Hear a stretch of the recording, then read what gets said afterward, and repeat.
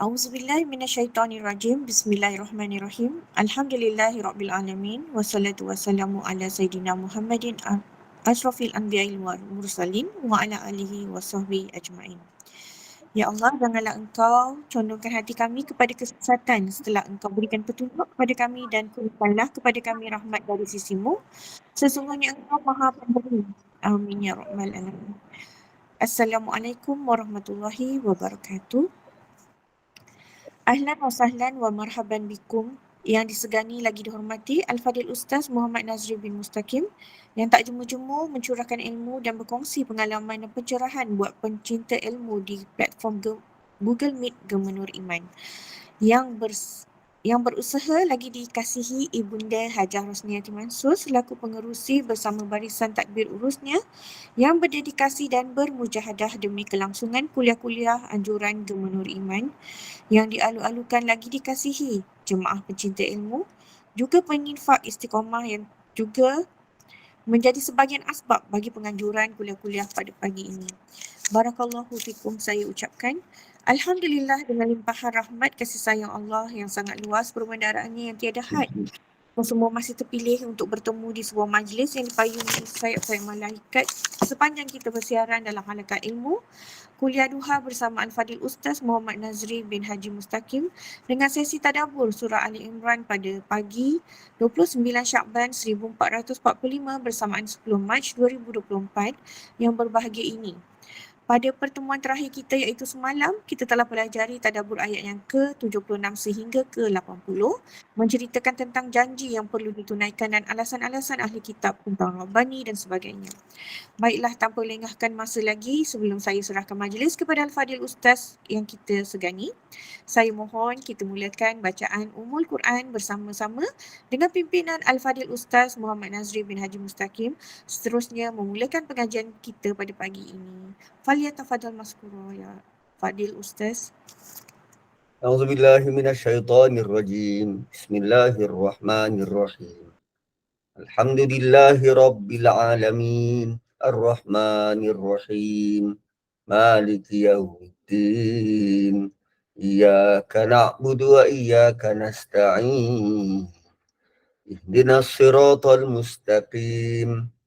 صراط الذين أنعمت عليهم غير المغضوب عليهم ولا الضالين آمين. أعوذ بالله من الشيطان الرجيم. بسم الله الرحمن الرحيم. وإذ أخذ الله ميثاق النبيين لما آتيتكم من كتاب وحكمة ثم جاءكم رسول مصدق لما معكم لتؤمنن به ولتنصرنه قال أقررتم أخذتم على ذلكم إصري قالوا أقررنا قال فاشهدوا وأنا معكم من الشاهدين رب اشرح لي صدري ويسر لي أمري واحلل عقدة من لساني يفقهوا قولي سبحانك لا علم لنا إلا ما علمتنا إنك أنت العليم الحكيم. So ayat yang ini setelah semalam Allah nyatakan kekeliruan terhadap orang-orang Nasrani berkaitan dengan orang-orang Nasrani, siapa yang dia nak sembah ni? Adakah Nabi yang diutuskan tu wajar disembah ataupun Tuhan yang menciptakan tu yang wajar disembah? Dan Nabi yang diutuskan tu tidak pernah pun menyatakan, sembahlah aku ataupun sembahlah malaikat. Tak. Wala ya'murakum an tattakhidul malaikata wan nabiyyin arbaba. Kan Nabi Isa tidak menyuruh mereka menyembah malaikat ataupun nabi-nabi sebagai Tuhan. Adakah para nabi dan rasul ini meninggalkan arahan ataupun memberi arahan untuk menjadi kufur setelah kamu beriman, setelah kamu Islam? Dan Allah nyatakan pula pada ayat seterusnya, wa iz akhadallahu mitsaqan nabiyyin. Dan ingatlah ketika mereka mengambil perjanjian setia dengan nabi-nabi sebelum mereka. Tuan-puan, benda tentang keliru ni,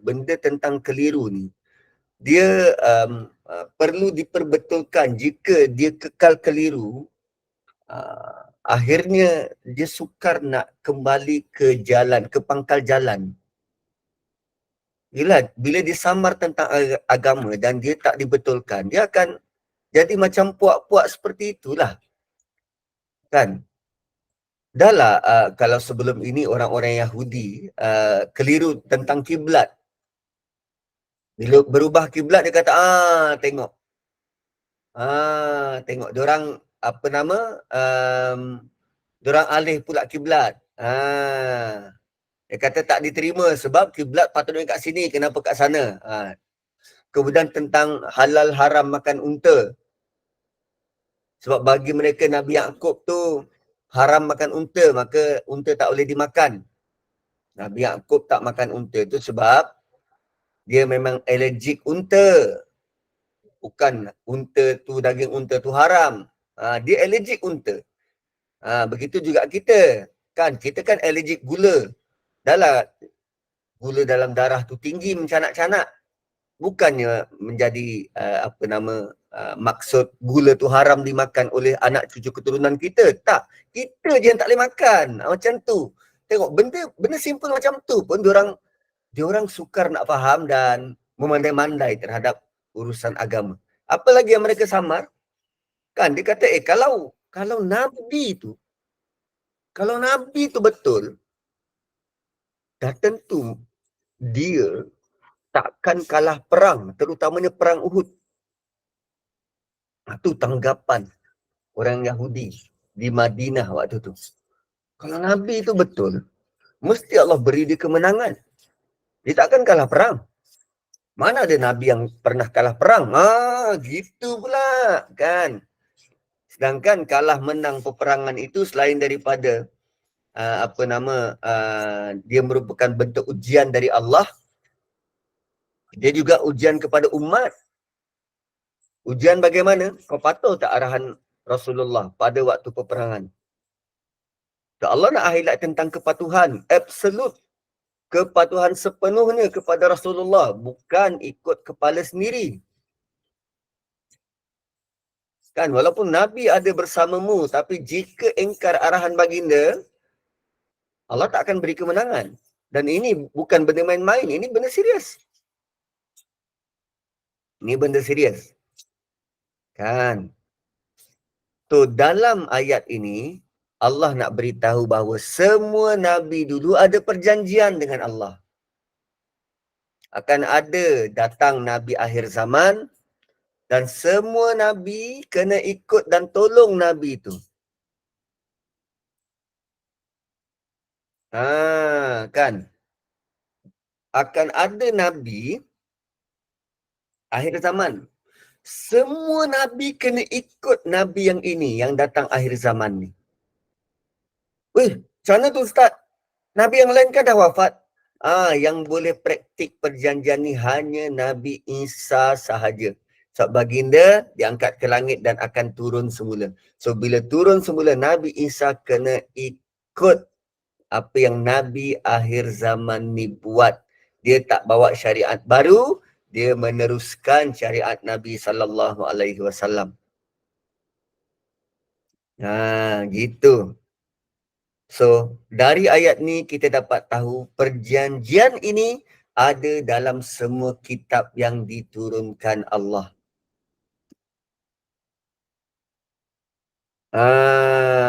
Kan.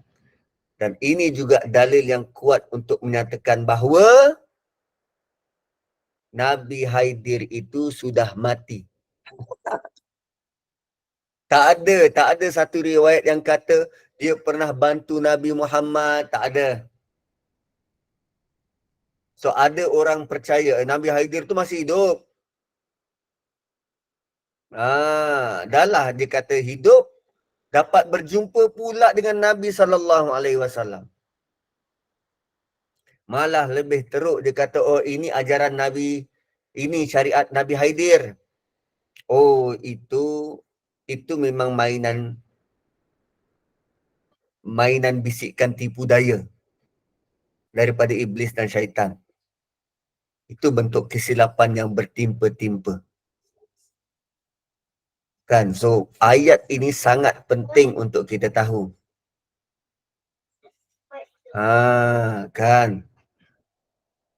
So, sepatutnya kita memahami ayat ini bahawa para nabi dan rasul akan membantu Nabi sallallahu alaihi wasallam, dan yang berkesempatan untuk bantu Nabi ialah Nabi Isa. Nabi Isa. Gitu. So, Allah sebut apa? Wa id akhadallahu mitsaqan nabiyyin. Dan ingatlah ketika Allah mengambil perjanjian setia dari nabi-nabi. Tuan-puan, perkataan yang digunakan dalam ayat ini mitsaq. Ini mitsaq. Covenant. Perjanjian setia. Mitsaq ni macam mana? Satu perjanjian ni apa? Ikatan. Ikatan antara dua pihak. Sekarang Allah mahu para nabi berjanji. Allah mahu para nabi berjanji. Perkataan yang sama juga digunakan untuk menggambarkan ikatan perkahwinan. Mitsaq. So rupanya para suami, anda sewaktu akad nikah tu, anda bukannya hanya menyalam tangan wali, sama ada wali hakim atau wali sebenar. Anda bukan sekadar sign berjanji dengan bapa mertua, aku akan jaga anakmu ni. Anda sedang buat perjanjian dengan Allah. Itu beratnya nilai perkahwinan. Dan bila buat perjanjian dengan Allah, itu adalah benda yang super serius. Sebab itu, sebarang pelanggaran dalam tempoh perkahwinan yang sah, dalam tempoh mitsaq tu, perjanjian tu, contohnya apa? Berzina. Lelaki, suami wajar direjam. Berlaku pelanggaran zina muhsan, isteri yang curang wajar direjam. Sebab kita ikat perjanjian dengan siapa? Allah. Dan dalam perjanjian tu apa? Nafkah wajib.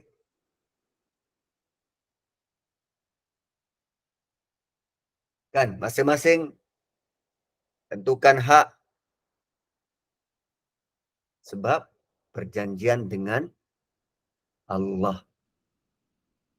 Dia bukan sekadar akad nikah. Okey, kita dah sah. So, seperti mana perkataan ini digunakan bila Allah buat perjanjian dengan para nabi? So, para suami juga sebenarnya sedang buat perjanjian dengan Allah menggunakan perkataan sama. So, weightage perkataan tu sangat besar dan sangat berat. Sebenda macam ni perlu diingatkan berkali-kali. Terutamanya pada suami macam aku ni lah. Kan? So, apa bentuk perjanjiannya? Lama atukum min kitabi wa hikmah. Tunggu, apa jua kitab dan hikmah yang aku berikan pada kamu? Perjanjian tu berlaku bila? Bila dia berkuat kuasa, bila Allah beri wahyu kitab kepada para nabi. Bila dia jadi nabi, dia sudah ada perjanjian dengan Allah. Okay? Apa jua kitab dan hikmah yang aku berikan pada kamu? Summa ja'akum rasul. Kemudian nanti akan datang satu orang rasul, musaddiqul lima ma'akum, yang mengesahkan apa yang ada dekat tangan kamu. Ini perjanjian kepada para nabi dan rasul zaman berzaman. Nabi Nuh pun ada, Nabi Ibrahim pun ada, Nabi Daud pun ada semua. Semua ada. Bila kau dapat wahyu, Dan kemudian datang seorang Rasul terakhir yang mengesahkan apa yang ada pada kamu.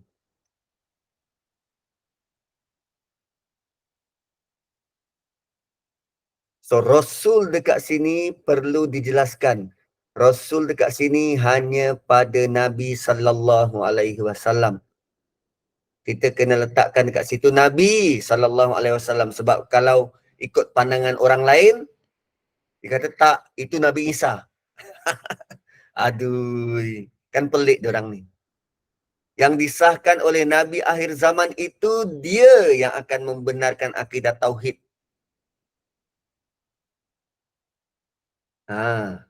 So, latuk minun nabihi. Kamu, para Nabi dan Rasul, perlu beriman sungguh-sungguh kepadanya. Arahan dari Allah. Para Nabi dan Rasul kena beriman, kena percaya dengan Nabi Muhammad sallallahu alaihi wasallam. Tuan-puan, rupanya keimanan kita ini percaya pada Nabi itu bukan kita sorang-sorang. Bukan grup kita sahaja. Tapi para Nabi dan Rasul menumpahkan keimanan pada Nabi sallallahu alaihi wasallam. Oh, hebat tak? Hebat. Latuk minun nabihi. Semua Nabi kena beriman dengan Nabi Muhammad. Dan bayangkan umat manusia. Dia kena ikut ajaran Nabi. So, walatan surunnah. Beriman dan sungguh-sungguh menolongnya. Arahan Allah kepada para Nabi, bantu baginda dengan anggota. Nasara tu tolong dengan anggota. Jumpa Nabi, ikut arahan Nabi. Nabi perang, mereka kena datang dan tolong Nabi waktu Nabi perang. Gitu. Bantu. Namun di sini dia ada dua pendapat. Perjanjian ini ada dua peringkat. Peringkat pertama, beriman dan bantu Rasul yang hidup sezaman mereka. Contohnya Nabi Lut yang hidup sezaman dengan Nabi Ibrahim kena bantu. Nabi Yahya sezaman dengan Nabi Isa. Nabi Harun sezaman dengan Nabi Musa kena membantu. Itu peringkat pertama. Para Nabi kalau yang hidup sezaman kena saling membantu. Peringkat kedua, perjanjian peringkat kedua, beriman dan membantu Nabi sallallahu alaihi wasallam walaupun mereka tak dapat bertemu dengan baginda. Sebab tu Nabi Musa sewaktu Isra Mi'raj, apa yang dia buat? Dia gesa Nabi pergi minta balik pada Allah, kurangkan umatmu tak mampu. Pergi minta balik pada Allah, kurangkan umatmu tak mampu. Tu bersungguh-sungguh Nabi Isa fulfill perjanjian ini. Tak nampak pun Nabi lain tolong macam tu, Ustaz. Nabi Musa je? Memanglah, sebab hanya zaman Nabi Musa diturunkan kewajipan solat 50 waktu. Nabi lain, para Rasul solat, tapi umatnya belum tentu. Kan? So, Nabi Musa bila disyariatkan solat 50 waktu, dia minta Nabi pergi minta kurangkan lagi. Dan tak kurang daripada 9 kali Nabi ulang alik.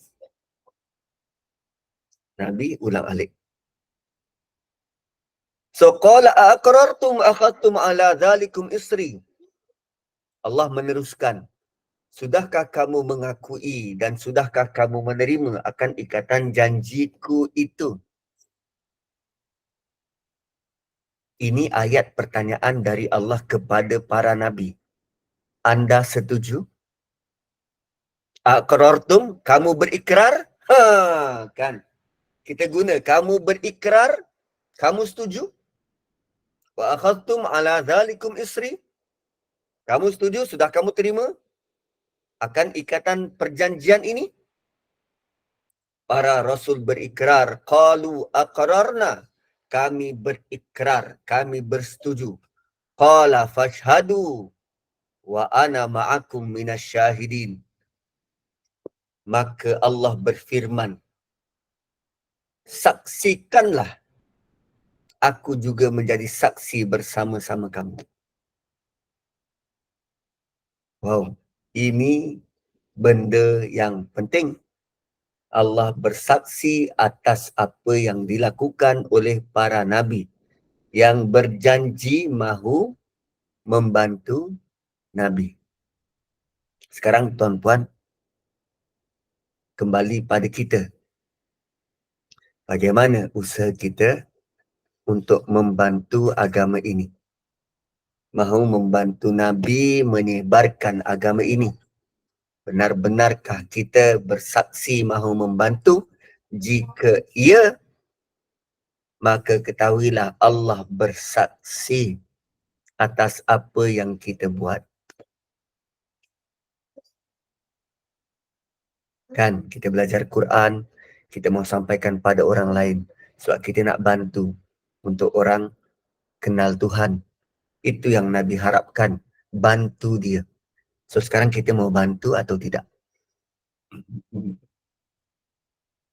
Gitu. Okay, kemudian Allah kata, faman tawalla. Tak semua orang nak bantu. Tak semua orang nak bantu. Lalu bila kita tak nak bantu, kita berpaling. Allah kata, okey, faman tawalla ba'da dzalik. Siapa yang berpaling ingkar sesudah mengakui perjanjian setia. Okey, ini Allah tuju pada para nabi ni. Kalau para nabi itu ingkar dengan perjanjian tu, faulaika humul fasiqun. Itulah bukti dia fasik. Allah kata mereka akan jadi fasik kalau ingkar. Mereka akan jadi fasik kalau ingkar. Dan para nabi takkan ingkar. Takkan ingkar. So fasik ni apa? Dia adalah golongan yang pilih-pilih nabi yang mereka nak ikut. Yang mereka tak suka, dia tak nak ikut, dia tolak. Yang dia nak, dia ikut. Yahudi tolak Nabi Isa. Yahudi tolak Nabi Muhammad. Nasrani pula terima Nabi Isa, tolak Nabi Muhammad. Tengok. Dia pilih-pilih. Nabi mana yang dia nak, Nabi mana yang dia tak nak. Tu kan fasik. Fasik ni apa? Dalam dia yang rosak. Dalam dia yang rosak. Kemudian Allah kata, afa ghaira dinillahi yabghun. Afa ghaira dinillahi yabghun. Patutkah mereka mencari lain dari agama Allah? Jadi setelah diberikan segala dalil ini, adakah mereka hendak mencari selain agama Allah? Kan tak patut kalau macam tu. Sebab hanya ada satu agama pada sisi Allah. Innad dina indallahi Islam, yang kita baca pada ayat di atas. Agama lain tidak diiktiraf. Jadi jangan cari gaya hidup beragama selain daripada agama ini. Walahu aslama man fis samawati wal ardi taw'an wa karha. Padahal kepada Allah lah, walahu aslama, hanya pada dia, aslama, sekalian makhluk di langit dan di bumi tunduk, berserah diri, taw'an wa karha, sukarela atau terpaksa. Realiti ni tuan-puan, kita semua ni tunduk pada Allah, suka atau tak suka. Alam ini semuanya mengikuti peraturan yang Allah aturkan, suka atau tak suka. Allah letakkan satu peraturan. Kalau kena denggi, platelet akan turun. Platelet turun, tak cukup oksigen dalam darah. Darah jadi cair, oksigen tak cukup, kita mati. Sama ada kita beriman dengan Allah atau tidak beriman dengan Allah. Kita semua tunduk pada peraturan tu. Allah letakkan peraturan, matahari akan terbit daripada timur, tenggelam dari barat. Sama ada kita beriman atau tidak beriman dengan Allah, kita tetap tunduk pada peraturan tu. Ini Allah kata, walahu aslama man fis samawati wal ardi taw'an wa karha. Semua makhluk tunduk pada Allah, pada peraturan dia. Sama ada dia taat atau tidak.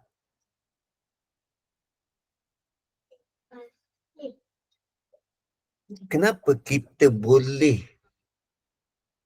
dipaksa tunduk dengan peraturan-peraturan itu, tapi kita dah tunduk dah pada peraturan-peraturan itu, tapi hati kita tak nak tunduk pada syariat agama ni. Kan pelik. Kan? Allah tak banyak peraturan. Tak makan lapar, itu kan peraturannya, tak makan lapar. Berbeza dengan syurga, tak pernah lapar. Kat syurga kita makan bukan sebab lapar. Lapar tak ada istilah lapar. Dekat syurga Allah tukar peraturan tu. Dekat syurga tu makanan yang disediakan bukannya biryani. Kan? Bukan untuk menghilangkan lapar. Dia makanan untuk kita berborak-borak, bersenang lenang, buah-buah. Kan? Ada daging-daging tu. Itu kan buat rasa-rasa. Bukan untuk hilangkan lapar. Ha. Kadang kita ni, ya, dia beristilah apa? Bukan ke Allah kata kalau kita nak kita dapat? Betul. Kita nak apa? Nasi ayam? Ada nasi ayam. Tapi kita makan tu bukan kerana lapar. Kita makan sebab, aku nak rasalah nasi ayam kat surga ni macam mana. Allah beri nasi ayam. Nah, buat rasa-rasa. Enjoy the food. Bukan need the food. Tidak. Tak makan pun tak apa, bersenang lenang. Malah dekat syurga mana ada tidur. Dekat dunia je kita letih, penat, lesu. Kat syurga, peluh kita pun berbau wangi. Kita tak tidur. Betul ada katil-katil tu Ustaz. Katil-katil bukan semestinya tempat tidur. Itu untuk bersenang lenang. Kan? Kita miss the moment kalau kita tidur. Kan? So, ada peraturan yang Allah buat, setiap makhluk tunduk. Kenapa bila didatangkan Rasul, peraturan beragama, tak nak tunduk? Engkau boleh tunduk peraturan lain tu, mahu tak mahu, paksa tunduk, malah engkau boleh suit pula kehidupanmu, ikut sesuai dengan peraturan Allah tu. Tapi bila part beragama, kau tak nak, kau rugi. Rugi. Kan? Dan Allah kata wa ilaihi turja'un. Dan satu peraturan yang semua makhluk tak boleh nak lari ialah semua akan kembali pada Allah. Suka atau terpaksa, semua akan kembali pada Allah. Itu satu peraturan yang tak ada manusia pun deny. Tak ada. Bila ditanya, kau mati tak? Confirm mengaku, ya, aku akan mati. Tapi tak payah sebut sekarang lah. Terlalu stres. Kan?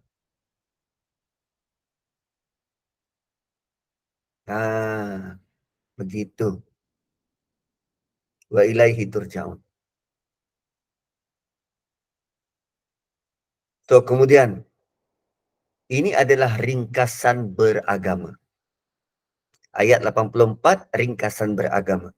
Qul amanna billah. Katakanlah, kami beriman kepada Allah. Wa ma unzila alaina. Dan apa yang telah diturunkan ke atas kami. Kami beriman kepada Allah. Dan alaina yang digunakan ni bermaksud hukum-hukum agama. Tanggungjawab untuk kita taat. Apa yang diturunkan atas kami. Unzila alaina, atas kami. Kalau ilaina itu digunakan untuk nikmat. Apa yang kami dapat. Apa yang diberi sebagai nikmat. Tapi kalau guna ala, itu tanggungjawab. So, apa yang turun atas kita ni, itu tanggungjawab. Dan tanggungjawab ni tak semuanya menggembirakan. Tanggungjawab ni boleh jadi menggusarkan, menakutkan. Kan? Qul amanna billah wa ma unzila alaina. Kami beriman kepada Allah dan apa yang diturunkan atas kami. Wa ma unzila ala Ibrahim. Dan apa saja yang diturunkan kepada Nabi Ibrahim. Wa Ismail dan Nabi Ismail. Wa Ishaq dan Nabi Ishaq. Wa Ya'qub wal asbab. Dan Ya'qub serta keturunannya. Maksud keturunan Ya'qub siapa? Bani Israel. Kita beriman terhadap apa yang diturunkan kepada mereka ni. Termasuk kitab Taurat, termasuk suhuf Ibrahim, syariat pada Nabi Ismail, semua kita beriman. Wa ma utiya Musa wa Isa, dan apa yang telah diberikan kepada Musa dan Isa. Wan nabiyyuna min rabbihim, dan sekalian nabi-nabi dari Tuhan mereka. Semua nabi itu diberikan dengan hukum akidah yang sama dan kita beriman dengan itu. La nufarriqu baina ahadin minhum. Kami tidak membeza-bezakan antara mereka. Kita terima semua nabi itu sebagai nabi. Jangan tolak walau seorang pun. Kita tidak pernah menolak mana-mana nabi. Tapi ahli kitab, orang Taurat, dia hanya terima Nabi Musa. Dia tak terima Nabi Isa, dia tak terima Nabi Muhammad. Orang Nasrani, dia hanya terima Nabi Isa, dia tak terima Nabi Muhammad. Kita terima semua. Wa nahnu lahu muslimun. Dan itulah maksud kami berserah diri pada Allah. Seperti mana semua makhluk tunduk dengan peraturan Allah, kita willingly mahu tunduk pada peraturan Allah. Kalau semua makhluk itu dalam keadaan apa? Tawaan wa karha. Taat atau terpaksa.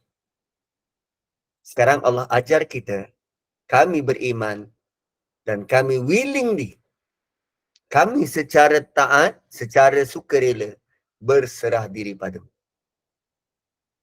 Indah tak ayat ni? Oh, cukup indah. Cukup indah. Dan kemudian ayat peringatan seterusnya. Wa man yabtaghi ghairal islami dina. Siapa yang mencari agama selain dari agama Islam. Siapa yang mencari cara hidup selain daripada Islam. So, agama tidak sama antara yang lain. Yang tak sama dengan Islam itu bukan agama Islam. Takkan sama walaupun konon-konon ada sikit-sikitlah persamaan. Apa persamaannya? Agama ni pun adalah arahan berbuat baik contohnya. Kan? Agama kami pun ada juga arahan buat baik, agama Islam pun ada arahan buat baik. Tak sama, tidak sama. Sebab tu kena dakwah, kena beritahu pada mereka. Kesian mereka. Sebab mereka sangka mereka dalam kebenaran, tapi mereka tertipu dengan agama mereka. Ini penting. Sebab ada yang salah, semua agama sama je. Semua ajak pada kebaikan. Tak sama. Tak sama. Konon-konon dikata Serupa, tapi tak sama. Nah, serupa je ni, tak. Dia bukan begitu. Dia takkan pernah sama. So, falan yuqbala min. Siapa yang cari selain daripada Islam, Allah kata falan yuqbala min, maka dia tidak akan diterima selama-lamanya. Allah guna perkataan lan. Falan. Lan tu bermaksud selama-lamanya. Selama-lamanya. Takkan diterima selama-lamanya. Berapa lama? Selama-lamanya. Takkan diterima amal baik mereka walau baik macam mana pun. Banyak je orang bukan Islam yang bantu orang lain. Kan Bill Gates punya foundation tu, berbilion dia bantu untuk bina ubat untuk kanser, macam-macam penyakit. Fala yuqbala min. Kalau dia tidak beriman, mati sebagai tidak beriman, apa yang dia buat tidak akan diterima. Kan perbuatan dia menolong tu tidak akan mendatangkan pahala kepadanya. Di sinilah timbul perbahasan, persoalan. Dia baik apa? Kan? Dia baik apa? Takkanlah Tuhan tak lihat kebaikan dia. So analogi ni macam ni. Katalah saya dengan kawan saya nak ambil SPM tahun ni. Pas tingkatan 4, masuk tingkatan 5, ambil SPM. Nak ambil SPM. So, kami study sama-sama, pergi kelas tambahan sama-sama, pergi bengkel ke kursus sama-sama untuk ambil SPM.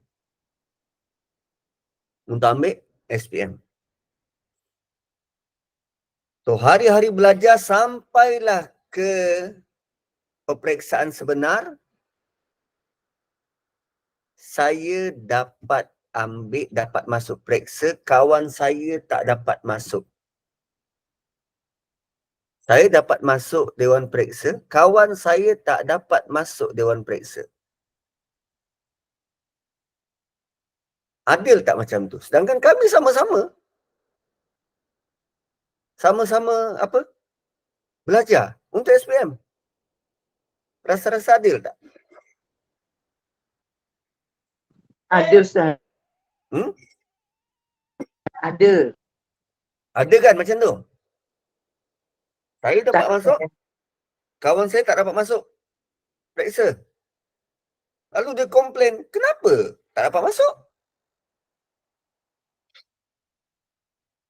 Dan pemeriksa tu kata, awak tak daftar. Awak tak daftar. Bila pendaftaran ni? Mula-mula. Kita daftar diri masuk Islam dengan syahadah.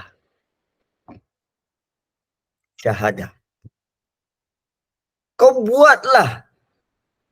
Kan? Buatlah apa pun kebaikan. Kalau tak daftar,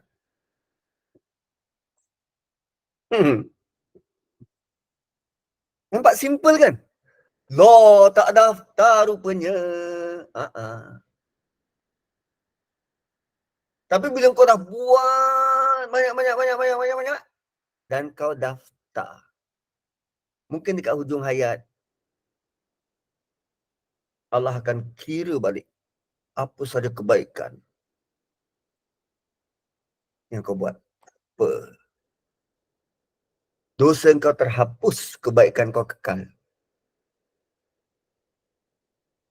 Dahsyat.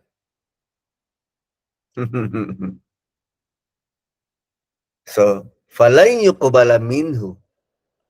Allah tak akan terima. Dan ayat ni juga sebagai larangan untuk menerima agama lain. Dah Allah tak terima, kenapa kita nak kena terima? Sebab ada gerakan daripada dulu nak menyatukan semua agama, pluralism. Mereka nak kata semua agama sama je, kenapa nak pecah belah ni? Kan? Pluralism. Tak, kita tak terima ajaran agama lain. Malah kita sering mempergunakan istilah-istilah agama lain. Contohnya, karma. Kan? Tak ada, tak ada dalam Islam konsep karma. Yang ada kafarah. Balasan sebab kita buat sesuatu. Kafarah. Mirip macam karma tapi tak. Lain.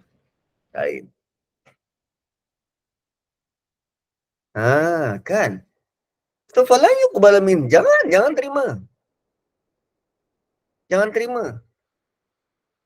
Tu yang bila kita lihat balik sejarah bersanding.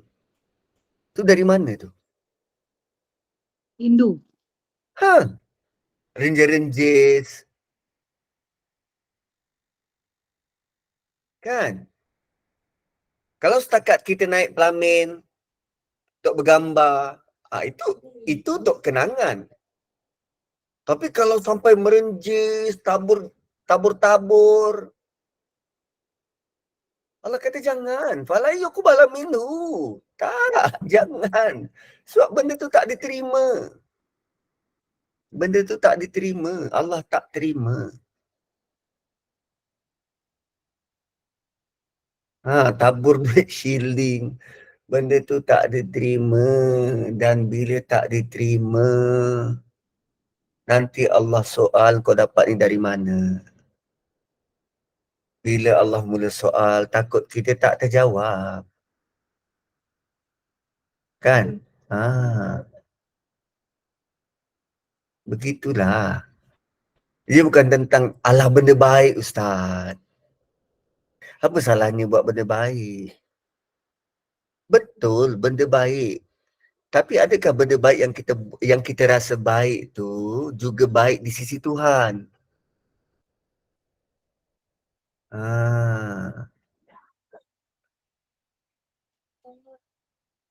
Kalau sebab suka-suka tanpa meniru budaya adat masyarakat tertentu, okey. Nak meriah budak-budak kan? Gula-gula, tabur bunga tu. Flower girl. Tu pun satu juga tu. Itulah kita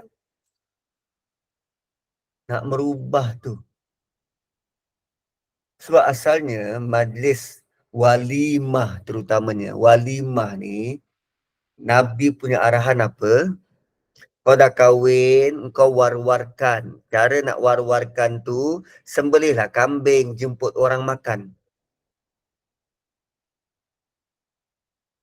Itu je. Walimah, kau dah kahwin, kau kena bagi tahu orang. Cara nak bagi tahu orang, kau buatlah kenduri, sembelih kambing, bagi orang makan. Arahannya begitu. Simple. Tapi bila kita pula buat, kita tambah tu sikit. Kita tambah ni sikit. Upgrade tu sikit. Nampak macam, klise lah. Sama lah macam orang lain. Aku nak buat kelainan lah. Buat ada tema. Tema dekat taman. Tema dekat, macam-macam. Kita tambah baik. Begitu. Tapi bila lihat semula, falan yuqbala minhu, Allah tidak terima daripadanya, sebab selain daripada cara beragama, maka kita kena fikir dalam-dalam semula. Begitu. Dahlah Allah tak terima. Allah kata apa lagi? Fahuwa wa huwa fil akhirati minal khasirin. dan hari akhirat nanti dia akan jadi orang yang rugi. Kenapa rugi? Dia konon-konon dia buat, dia rasa benda tu baik, tapi rupanya tak ada satu kebaikan pun. Tak ada satu kebaikan, kan rugi.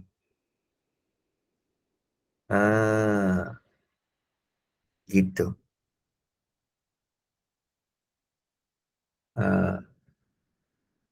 So, elakkanlah buat begitu.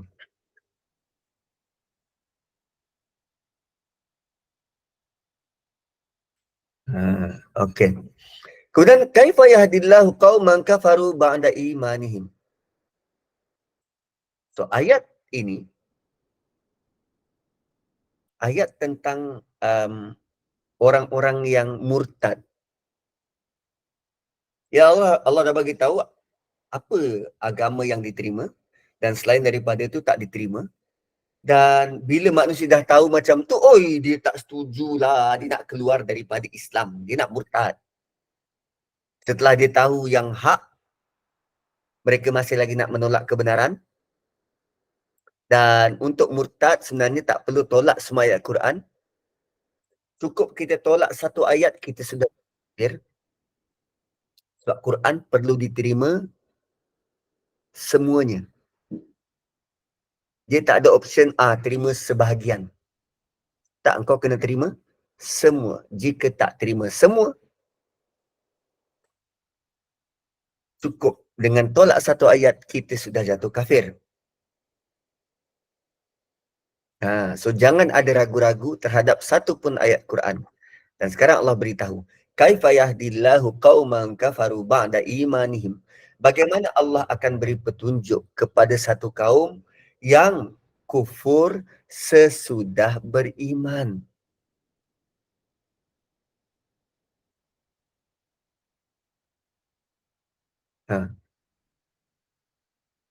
Kan macam mana Allah nak beri petunjuk kalau dia kufur setelah dia beriman? Malah dia pernah bersaksi bahawa Rasulullah itu benar. Wa syahidu anna Rasulah haqq. Macam mana lagi nak bagi petunjuk pada orang ni? Selepas beriman kufur. Dan dia bersaksi Rasulullah itu benar. Wa ja'ahumul bayinat, dan datang pula jelas keterangan-keterangan kami. Bukti dalam bentuk wahyu datang pada mereka. Dia dah dapat maklumat tu untuk beriman. Tapi masih tak buat kisah dengan agama. Wa ja'ahumul bayinat. Wallahu la yahdil qaumal zalimin. Bukankah itu bentuk orang yang zalim?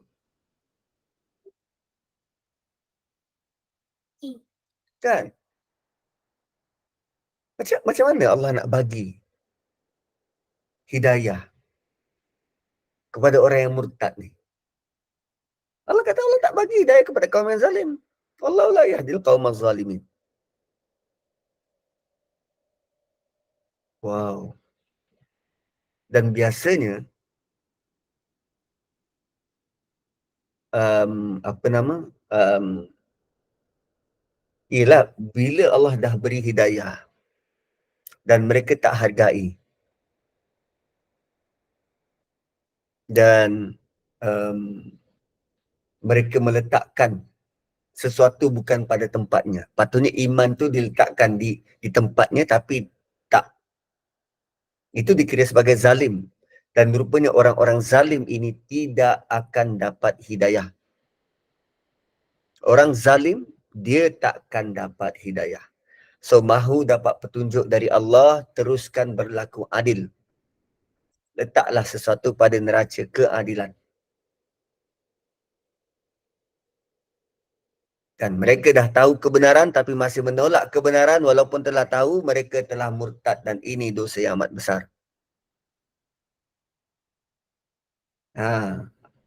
Asal ayat ni turun adalah tentang orang Yahudi yang masuk Islam tapi setelah nampak kebenaran Islam, mereka keluar daripada Islam.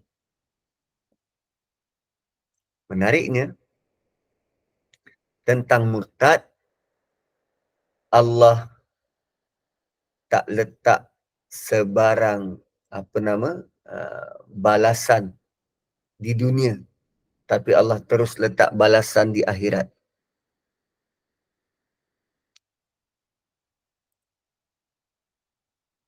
Apa balasan di akhirat? Ulaika jazaa'uhum. Mereka-mereka itulah balasannya, anna alaihim la'natallahi wal malaikati wan nasi ajma'in. Orang-orang yang murtad ni, jika dia tidak bertaubat, maka dia akan ditimpa oleh laknat Allah dan malaikat dan manusia seluruhnya. Manusia, ya, seluruh manusia akan melaknat dia.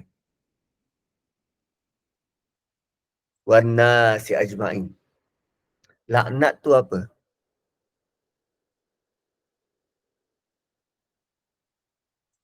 Laknat ni dia tak dapat rahmat Allah. Itu maksud laknat. Dia tak dapat rahmat Allah. Dan bukan hanya itu. Allah kata khalidina fiha. Dia kekal di dalamnya. Dalam apa? Dalam laknat itu. La yukhaffafu anhumul azab. Tidak diringankan sedikit pun azab. Walahum yunzarun. Dan mereka tidak diberi tempoh. Mereka tidak diberi tempoh ataupun langsung tidak dipandang. Yelah, kalau dekat dunia ini, katalah dapat hukuman sebat 20 kali. Dia bukan sekali buat 20 kali. Kan? Dia tertakluk kepada keputusan doktor. Sebat sekali doktor cek. Boleh lagi tak? Kalau kata boleh, okey, sebat lagi. Dia yang kuat boleh terima sebatan tu 20 kali straight. Yang tak kuat kena sebat ikut doktor. Tapi dekat akhirat azabnya tak berhenti. Sebab kalau tukang seksa, tukang sebat dekat dunia ni, dia ada belas kasihan, dia ada rasa letih dan penat. Bila penat, dia akan hilang fokus. Takut sebatan tu tak kena tepat tempat yang sepatutnya. Tapi bila diseksa dekat akhirat,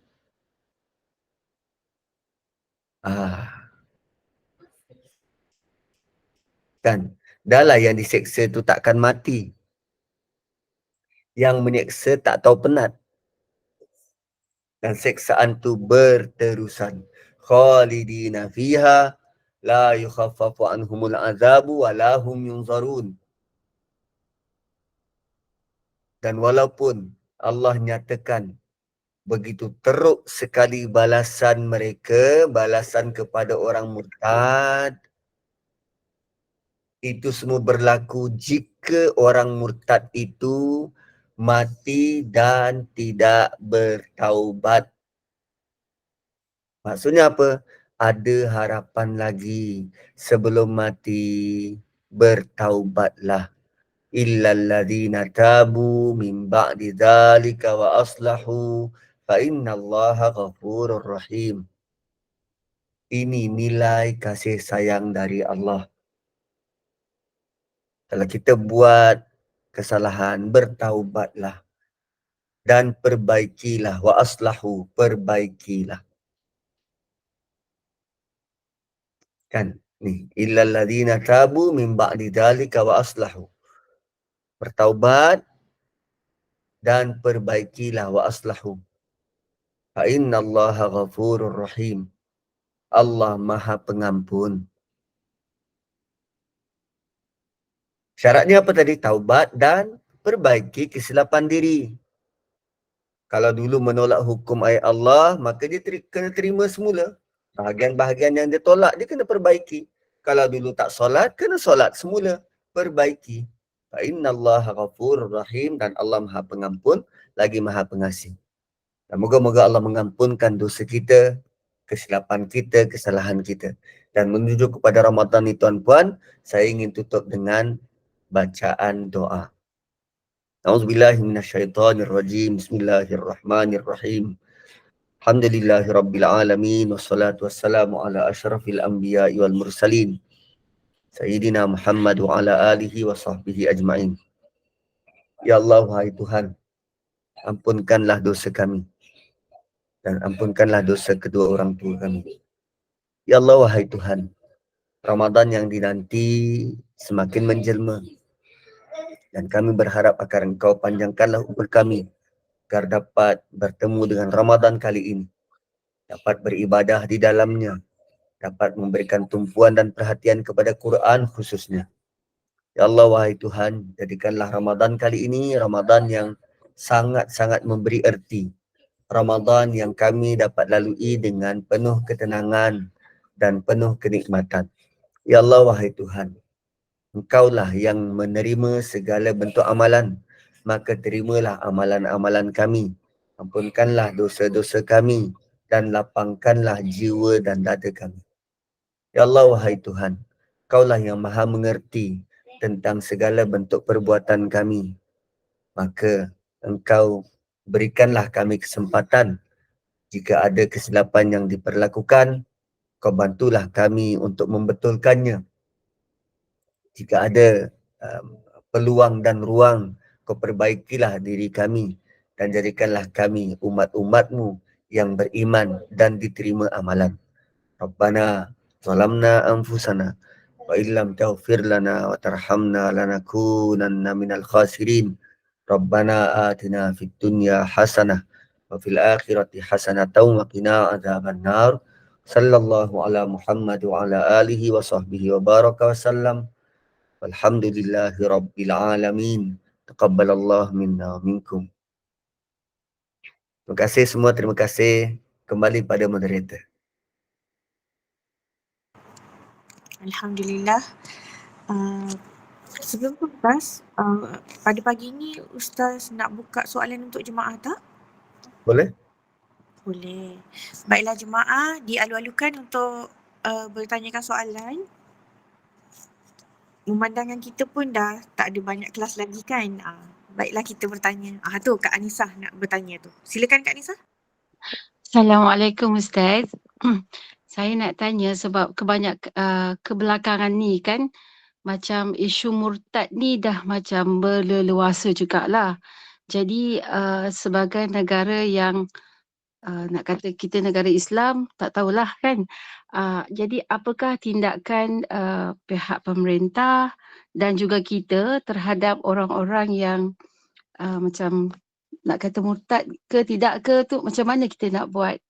Apakah tindakan kita ataupun pihak pemerintah terhadap mereka? Okey. Terima kasih.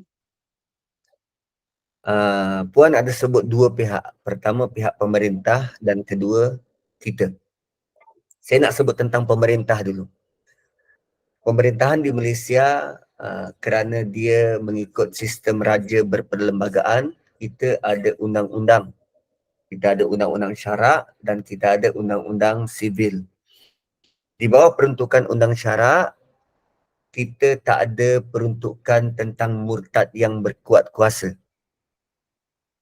Dalam Quran ada, tapi dalam hukum syarak, dalam sistem raja berperlembagaan ni, kita tak ada undang-undang murtad yang berkuat kuasa. Menurut sivil pula, dia juga tak ada peruntukan itu. So, itu clear. Maksudnya, tak ada peruntukan, sebarang peruntukan. Ada mungkin dibahaskan, tapi tak boleh nak dikuat kuasa kerana dia bertentangan dengan sivil. Itu satu part. Bila tak ada undang-undang, kerana mungkin kelemahan manusia nak buat, kerana mungkin kita tak cukup pintar untuk menggubalnya, maka dia ada tanggungjawab yang kedua, iaitu kepada masyarakat. So, masyarakat Muslim terutamanya, dia perlu tambah kefahaman terhadap agama supaya kita berupaya menjawab dan memberi penerangan sehingga orang-orang yang murtad ini boleh kembali berfikir dengan waras. Sebab manusia ini adalah bentuk makhluk yang sentiasa evolving. Apa evolving? Dia sentiasa berkembang. Jadi setiap manusia dia akan mahu berfikir. Dia fikir begini dan begini dan begini. So, bila apa yang dia fikirkan itu tidak memuaskan hati dia, dia tak dapat jawapan sebenar, maka dan ditambah pula dengan perangai orang Islam itu sendiri, maka dia bertindak seperti mana yang dia bertindak. Tapi bagi orang-orang beriman yang mula membaca, mengkaji Quran, mula faham tentang agama, maka mereka perlu tampil untuk menjelaskan duduk perkara sebenar. Contohnya, ramai je orang yang tidak bersetuju dengan takdir. Kan? Anak-anak kita jadi anak-anak orang, anak kita pula. Anak-anak orang jadi ateis, banyak menyalahkan takdir. Kata apa? Kalau Tuhan tu ada, kenapa wujud kesengsaraan? Kenapa orang-orang Palestin tu dibunuh dengan sesuka hati? Kata Tuhan tu berkuasa. Kenapa dia tidak selamatkan je? Itu pandangan macam tu wujud sebab dia tidak kenal tentang konsep dan prinsip ketuhanan. Kan? Jika dia kenal, jika dia tahu bahawa dunia ini tempat ujian, maka kita senang untuk faham bahawa semua orang layak diuji. Ada diuji dengan kematian, ada diuji dengan pembunuhan, ada diuji dengan ketakutan, ada diuji dengan kegelisahan. Itu bukan bermaksud Tuhan tak ada. Tuhan sedang menguji. Berapa tabah imanmu, berapa kokoh imanmu bila menghadapi ujian semacam itu. Tuhan mau melihat engkau redha bersabar dengan ujian atau engkau patah di tengah jalan. Kan? Dan segala bentuk ujian itu ada ganjaran masing-masing. Dia tidak sia-sia.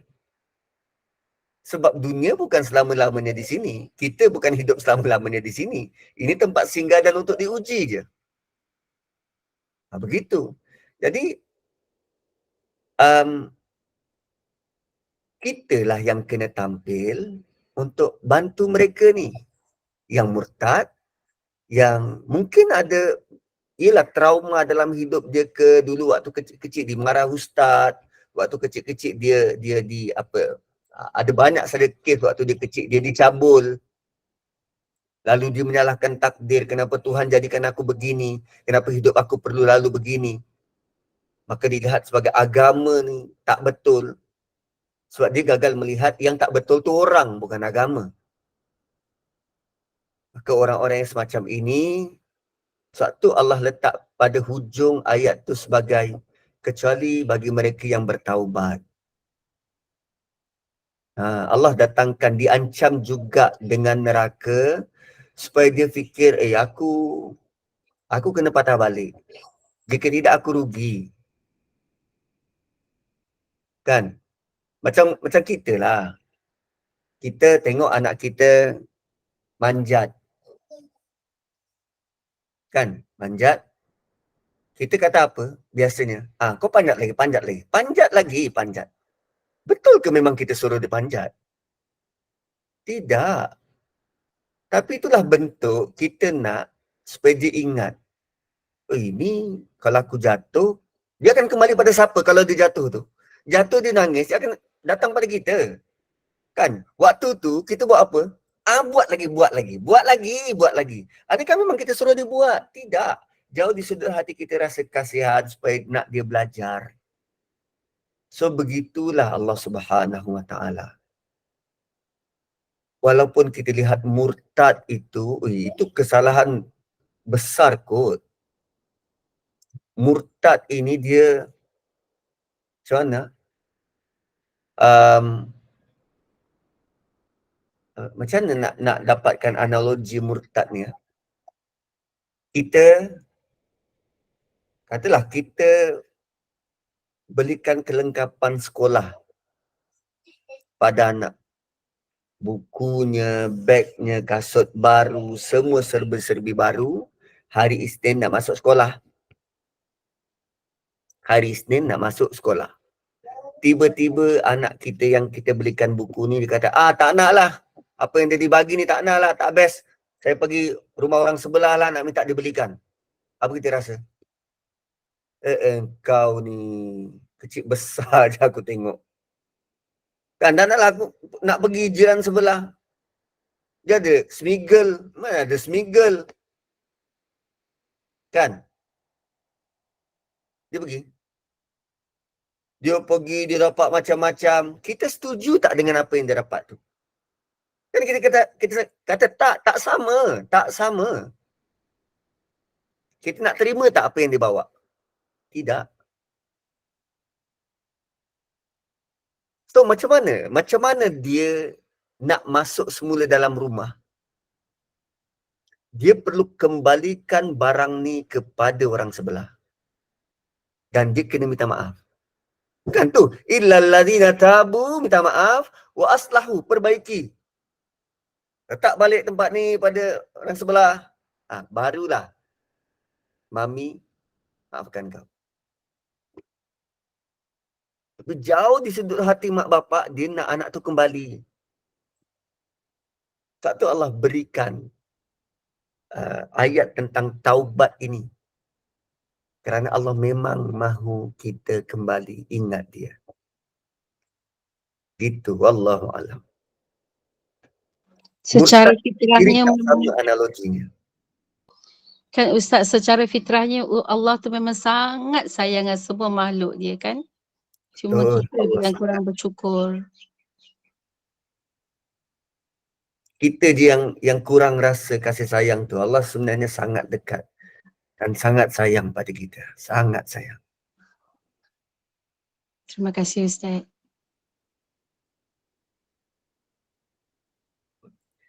Murtad dengan syirik ni dia tak sama analogi.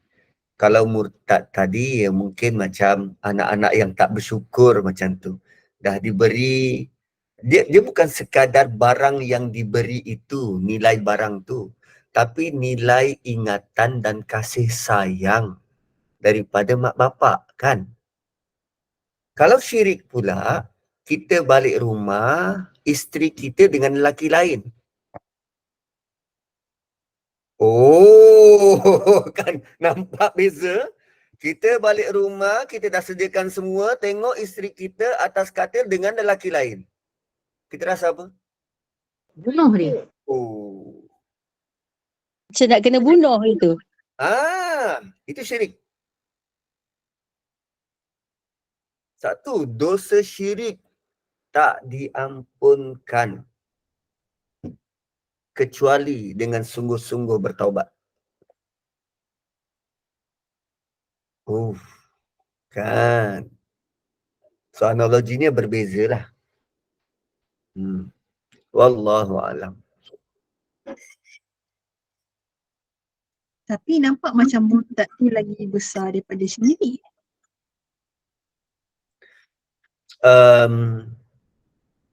Ya, kelihatannya macam tu. Tapi rupanya bukan. Kalau murtad, dia tak terima. Dia mahu yang lain. Dia tak terima datang dari Allah. Kalau syirik, dia samakan Tuhan dengan yang lain. Kan tak sama tu.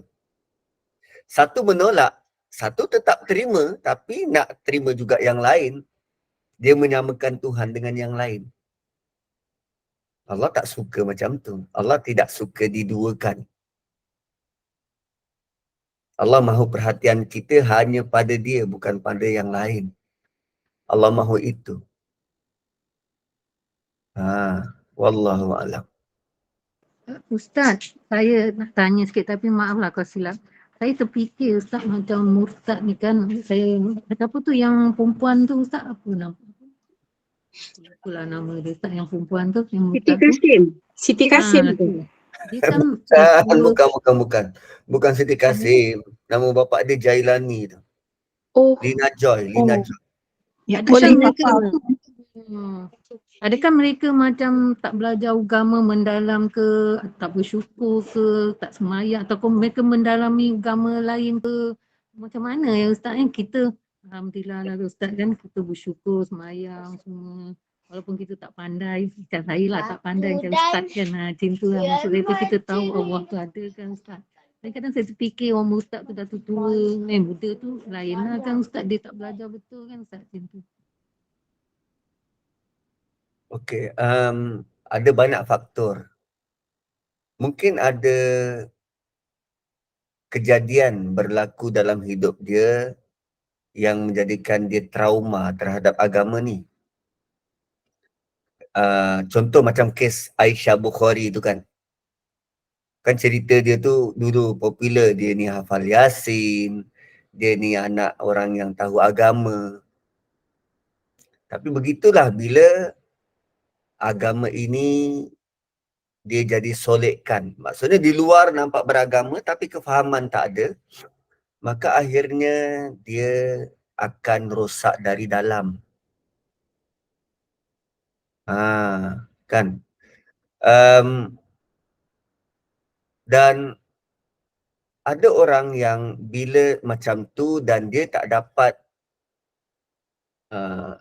formally dan dia tak dapat circle yang baik dalam hidup dia, dia akan dapat input yang pelbagai berkaitan dengan agama. Dan input yang pelbagai terutamanya tentang Islam, dia tak dapat input sebenar. Kalaupun dia pergi kuliah maghrib, dia pergi khutbah Jumaat, dia tak dapat maklumat yang dia nak cari tu.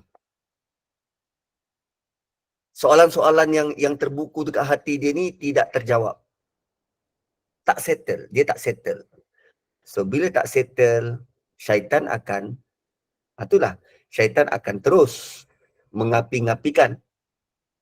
Kan, wa may yu'rid an dzikrir rahman nuqayyid lahu syaitana. Siapa yang terus berpaling daripada Quran, dia tidak berusaha untuk kembali nak faham Quran.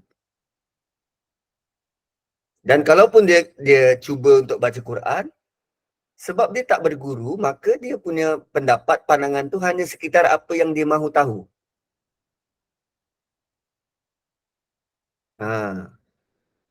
Kan, rasa menyampah, tengok pula akhlak orang Islam macam tu, kan. So dia ada sangat banyak faktor kenapa orang tak nak terima. Kenapa kita boleh terima? Sebab kita nampak keindahan tu. Kenapa dia tak terima? Sebab dia tak nampak keindahan tu. So kitalah yang kena tunjukkan Islam ni indah. Indah yang macam mana? Macam ni keindahannya. Quran tu bentuk begini. Kan hujah-hujah daripada Allah tu mantap. Kan? So bila kita dah dapat nikmat tu, kenalah syukuri. Cara syukuri, baca dan sampaikan. Jika tidak, nikmat tu boleh ditarik balik. Begitu. So sebenarnya ada sangat banyak faktor tentang murtad, dan dia mungkin ada pengalaman lalu. Lina Joy tu dia kata dia hidup pun tidak mengamalkan agama. Jadi kenapa aku perlu mengekalkan dalam IC aku ada nama Islam sedangkan aku tidak pernah pun mengamalkan agama ini. So sebenarnya kalau logically thinking, bukan salah dia, memang keluarga dia macam tu. Dia tidak pernah pun beramal dengan Islam. So dia bukan Islam pun, hanya pada isi. Kan kalau macam Aisyah Bukhari tu, dia dipengaruhi oleh boyfriend dia, mahu jadi Hindu. Kan? So begitulah circle dekat keliling. Maka yang kita khawatirkan ialah bagaimana nanti anak-anak kita. kan, akidah mereka, kepercayaan mereka, kefahaman mereka terhadap beragama ni. Sebab kefahaman tentang agama dia bukan dalam bentuk automatik.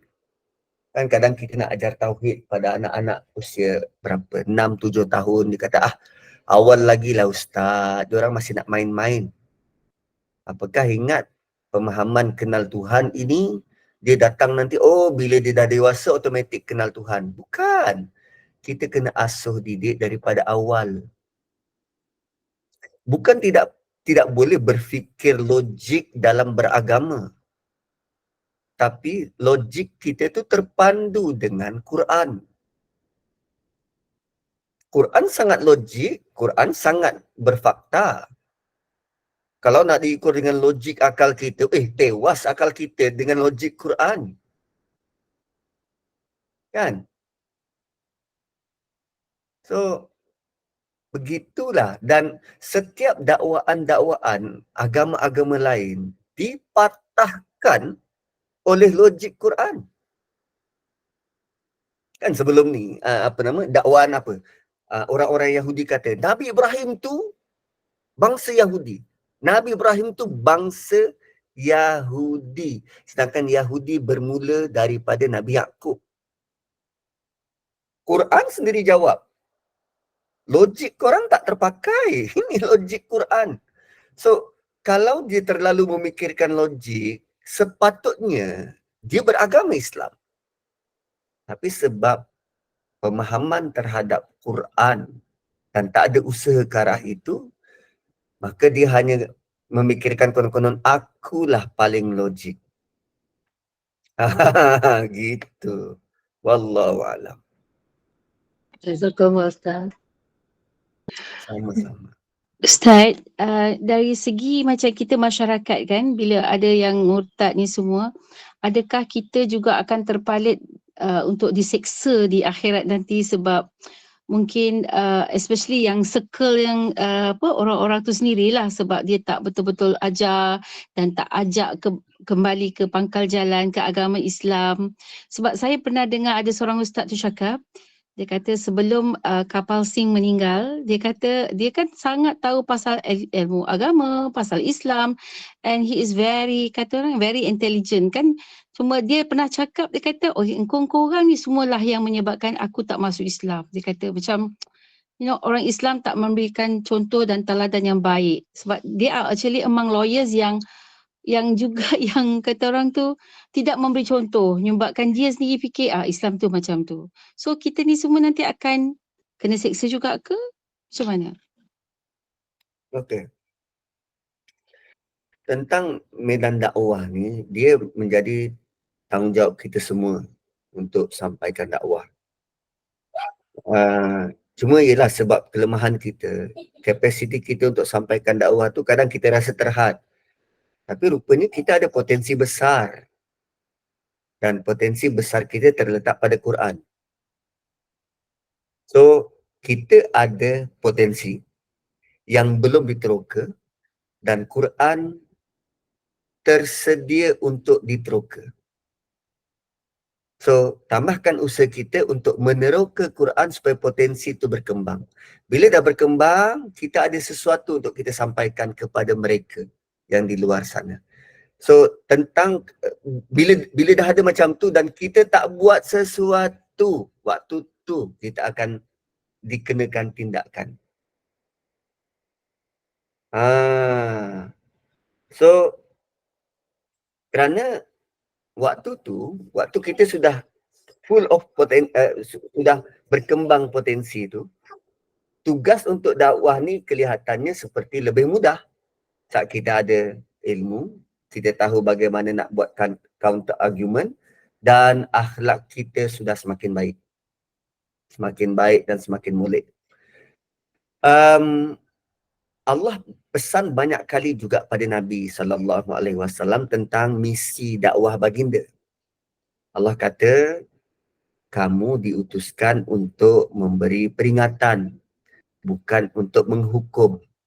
So, potensi yang kita ada melalui Quran, melalui sunnah Nabi SAW, kita kembangkan dengan sebaiknya, berakhlak dengan baik, dan elakkan daripada menghujam manusia yang belum tentu salah betulnya. Datangkan saja fakta dan peringatan. Benda semacam tu. So, kegagalan kita buat begitu, masih bermalas-malasan, benda itulah yang akan nanti dipertanggungjawabkan. Kenapa engkau tak buat? Kenapa tak usaha sungguh-sungguh? Kenapa tak buat ni? Sedangkan dah ada potensi. Semacam itulah. Wallahualam.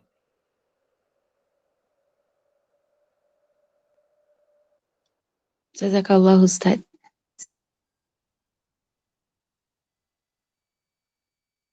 Ustaz, saya nak tanya satu soalan boleh? Sila. Tadi Ustaz ada cerita pasal yang Mark Zuckerberg tu, dia buat banyak kebajikan kan.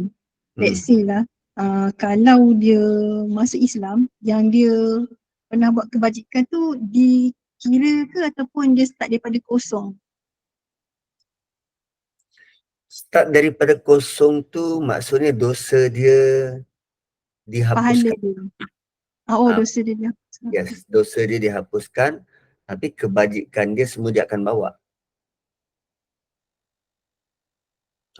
Tu. Bila kita daftar jadi orang Islam, kebaikan kita semua diterima, keburukan, dosa kita semua dihapuskan. Bentuk begitulah.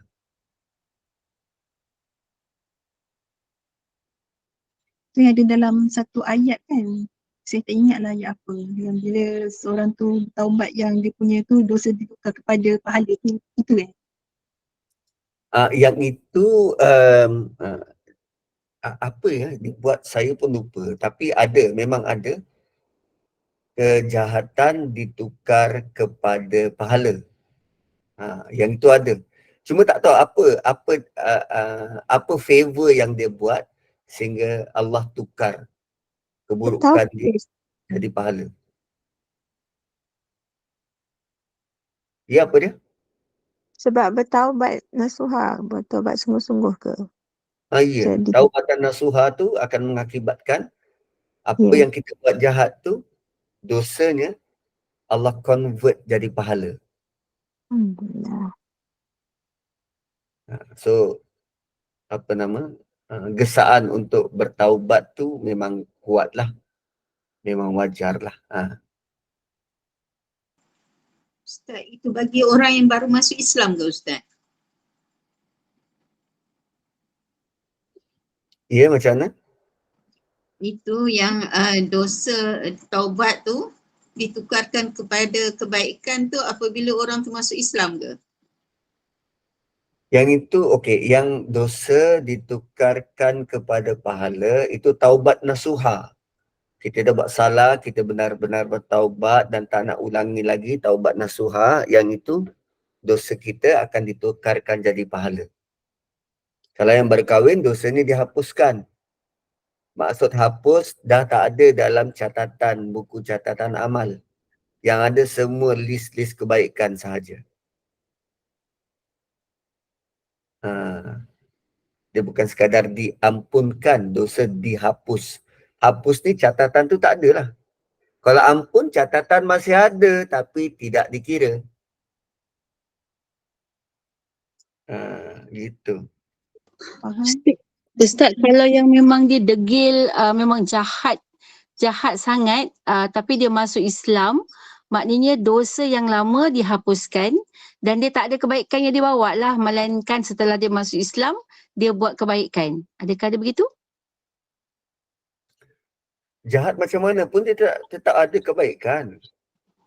Kalau dia tetap jadi suami kepada seseorang, bapa kepada anak, dia tetap akan ada buat kebaikan. Dan kejahatan ni, ialah biasa kita sebut blanket statement macam tu. Dia tetap anak kepada seorang ibu. Tetap anak kepada seorang ayah. Dia memang pernah akan ada buat kebaikan. Namun kebaikan itu tidaklah bermakna, tidak dikira selagi mana dia tidak daftar. Bentuk macam tu. Macam Hitler tu kan. Dia tu menaikkan semangat masyarakat dia daripada dikuasai, ditindas oleh orang Yahudi. Itu kan kebaikan nasionalis, mahu rakyat dia bangkit. Tapi salah bangkit sampai bunuh semua orang. Yahudi yang dibunuh saja 4 juta.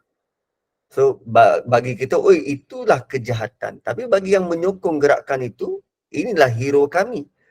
So nilai timbangan kejahatan dan kebaikan tu pun, pada waktu itu kalau kita berada di pihak Nazi, kita akan melihat Hitler tu baik ke jahat? Baik. Dan kalau kita berada di pihak Yahudi, kita melihat Hitler tu baik ke jahat?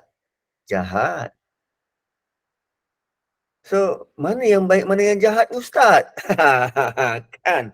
Mana baik, mana jahat ni? Tu yang etis kata, kelirulah aku. Yang baik, yang jahat pun masih samar-samar. Yang baik, yang jahat ialah ikut standard Allah. Siapa yang bunuh nyawa satu manusia seperti mana membunuh semua jiwa. Hitler ada tak bunuh manusia? Ada. Ikut standard Allah dia tak baik. Simple je. Bukan kerana, dia buat ni kerana bangsa. Tak. Dia bunuh tak?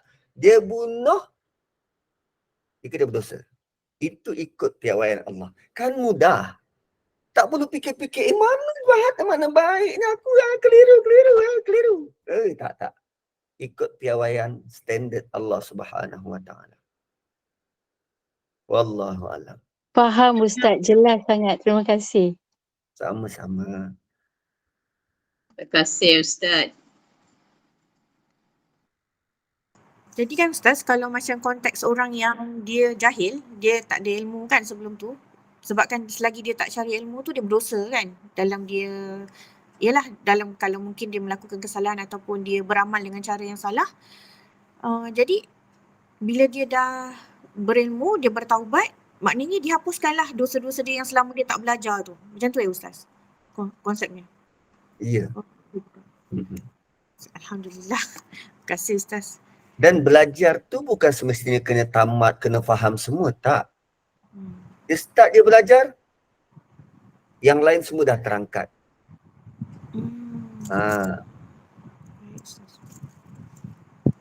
Termasuk kita lah Ustaz, kita belajar pun yang elok, belajar ilmu agama ni, kira yang lama-lama pun Allah ampun dosa ke Ustaz? Ya, betul. Alhamdulillah.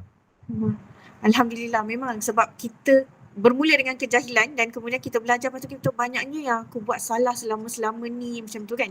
Lepas tu rasa macam agaknya terampun ke tak? Dia menjadi persoalan juga kan sebenarnya Ustaz. Okey, dia macam akan ada perbahasan antara malaikat kanan dan malaikat kiri. Ketika kita buat kesalahan, malaikat kiri akan tunggu arahan dari malaikat sebelah kanan.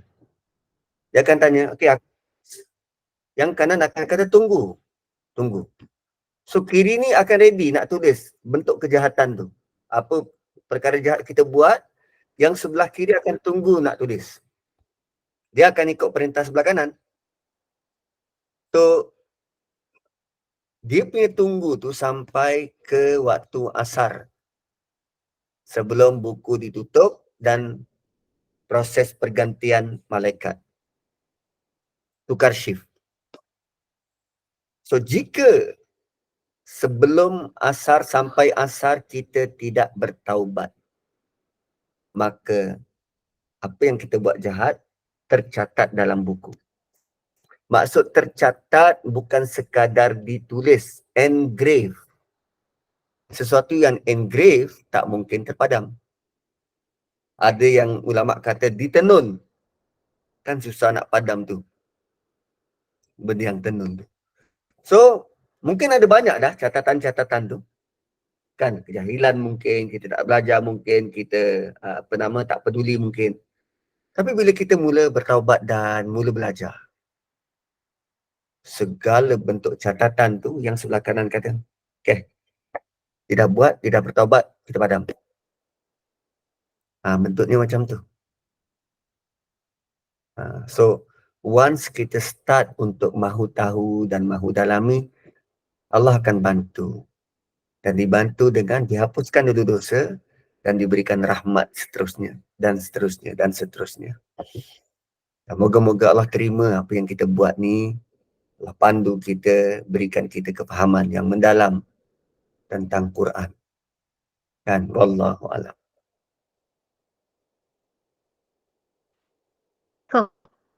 Ustaz, saya suka bila Ustaz kata tadi kita jangan judge ataupun tunding jari orang-orang yang buat dosa besar ni lah.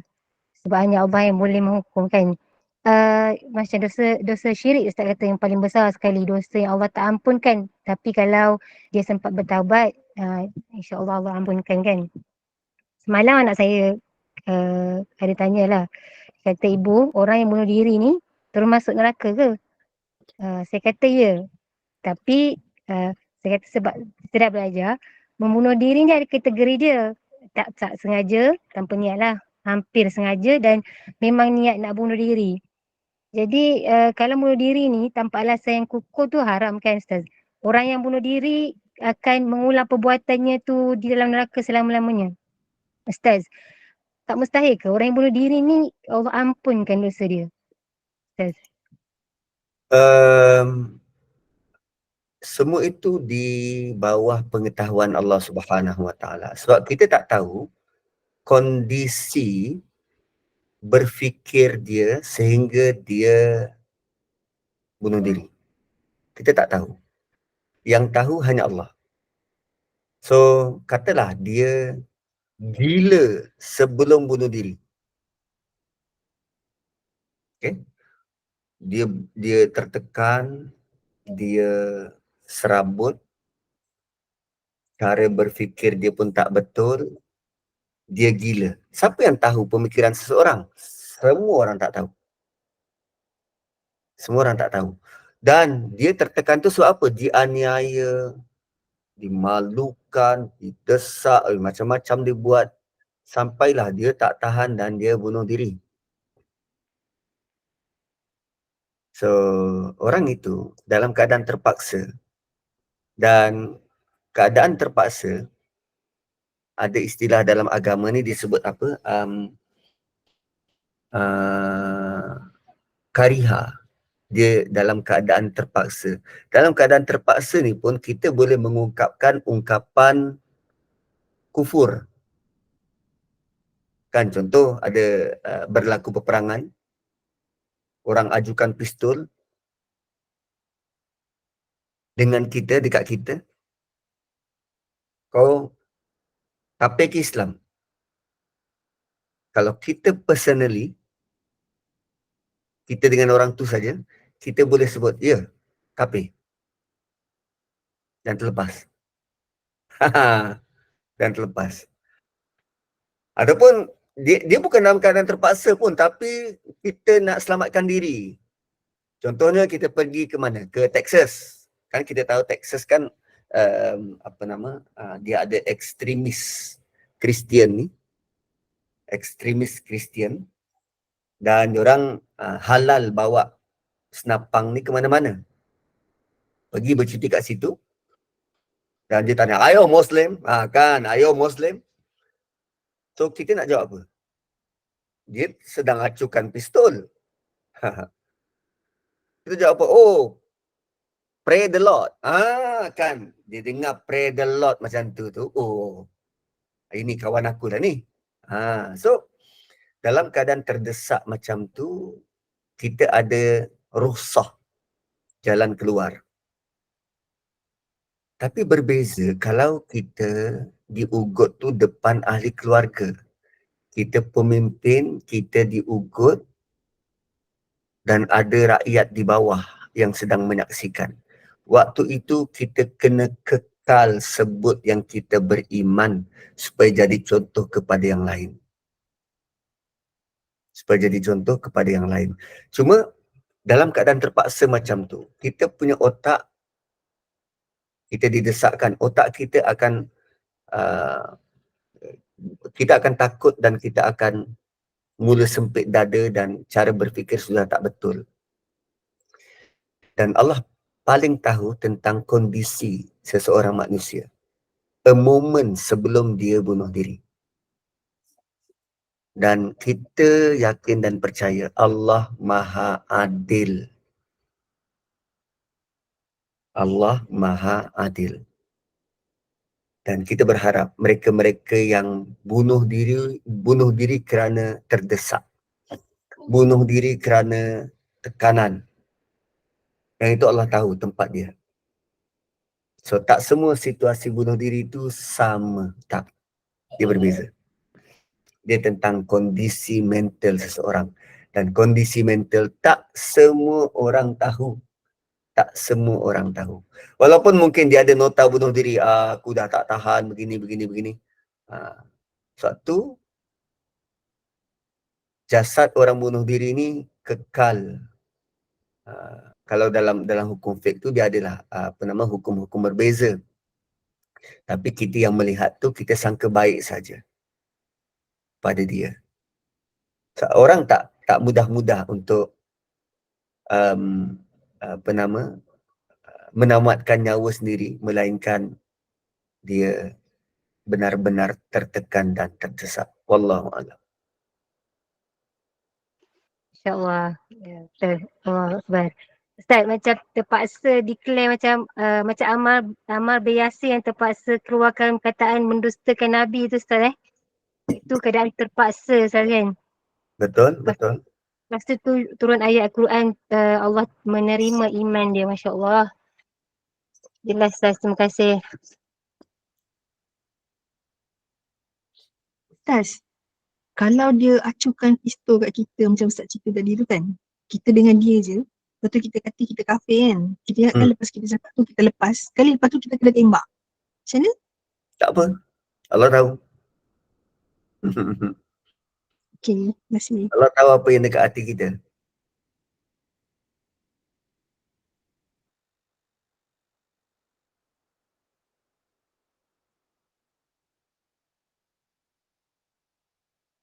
Aku tak sempat mengucap.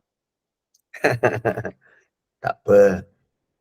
Allah tahu apa yang dekat hati kita.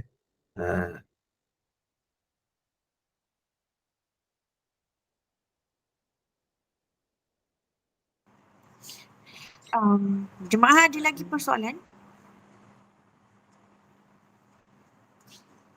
Ustaz nak sarapan tu. Ustaz, kesimpulannya lah Ustaz daripada apa yang saya faham daripada sahabat-sahabat tanya dan Ustaz terangkan. And seseorang bukan kerja kita untuk menilai Ustaz. Betul. Maknanya jaga hari sendirilah.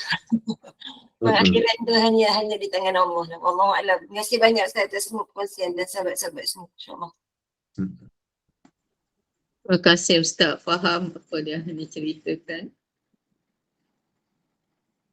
Celik akal Ustaz.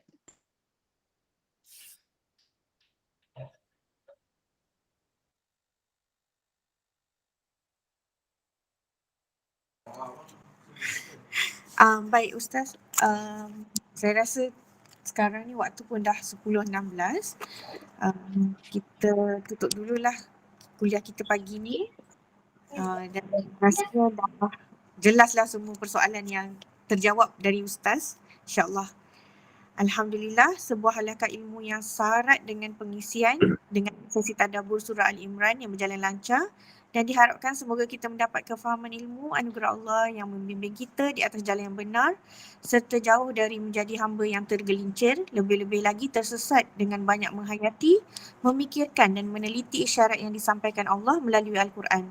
Diharapkan juga kita dapat mengambil istifadah dan mengaplikasikan dalam kehidupan segala ajaran dan panduan yang kita dapati dari Al-Quran. InsyaAllah. Jazakallahu khairan kathira buat Al-Fadil Ustaz Muhammad Nazri bin Haji Mustaqim yang telah bermujahadah mencurahkan ilmu sedari awal pagi tadi dan terus menyambung sesi tadabbur dan tak jemu-jemu meraihkan persoalan dan memberi pencerahan kepada pencinta ilmu di platform Google Meet Gema Nur Iman ini. Hanya Allah yang selayaknya membalasnya. Jazakumullahu khairan Jazakallahu khairan juga buat hadirin pencinta ilmu yang sangat saya alu-alukan. kerana setia memilih Gema Nur Iman sebagai platform taman-taman syurga jemaah yang dirahmati Allah sekalian.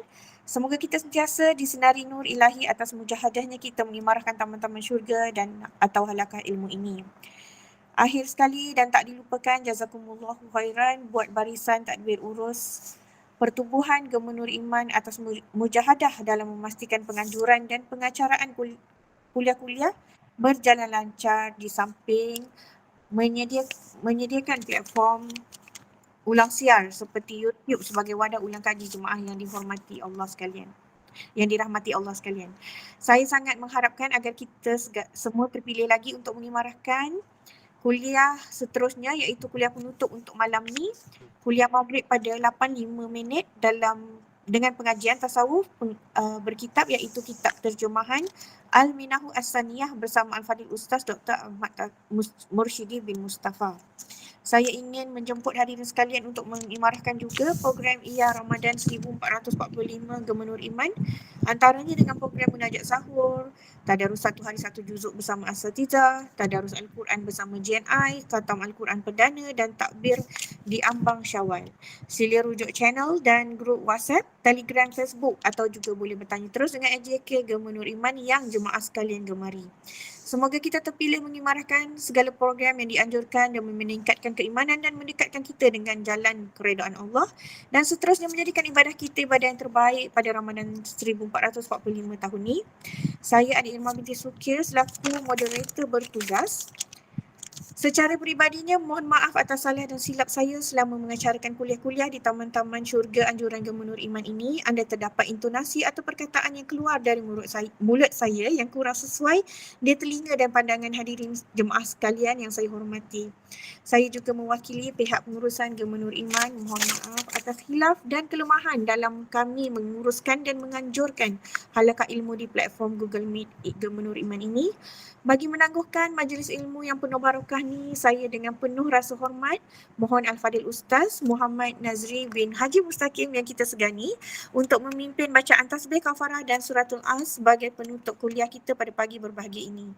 Sehingga bertemu lagi, saya akhiri bicara dengan lafaz mulia. Wabillahi taufik wal hidayah. Assalamualaikum warahmatullahi wabarakatuh. Subhanakallahumma bihamdik. Asyhadu an la ilaha illa anta nastaghfiruka wa natubu ilaik. Al-asri innal insana lafi khusr illa alladhina amanu wa amilus solihat wa tawasaw bil haqqi wa tawasaw bis sabr. Assalamualaikum warahmatullahi wabarakatuh. Terima kasih.